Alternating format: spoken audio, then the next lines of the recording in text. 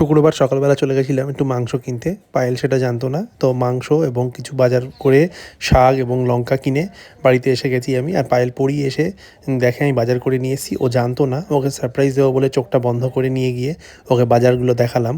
ও দেখো দেখে কি বলছে, কারণ আমি মনে করে অনেক কিছুই নিয়ে এসেছি যেগুলো ও আমাকে বলেওনি। কি ভেরি গুড। কি এনেছি? মাংস। আর আমার বর এনেছে বাজার করি সকাল সকাল। আর আর লাল শাক এনেছে। আর কি মনে করে এনেছি? আর লঙ্কা শেষ হয়ে গিয়েছিল, সেটা আবার মনে করে এনেছে। ও তো ভালো, বলো তো আমার বর। আর আর কি করেছি? আর জল ভরে এনেছে, ওই যে জল ভরে এনেছে। জল ভরে এনেছি? তাহলে তাহলে কোথায় রাখবো এরম বরকে, বলো তো? রাখার জায়গা পাচ্ছি না আমি। এত ভালো, কত কেয়ারিং, দেখতে পাচ্ছ? হ্যাঁ, সংসারী বর। এবং কার কার এরম বর আছে একটু বলো তো?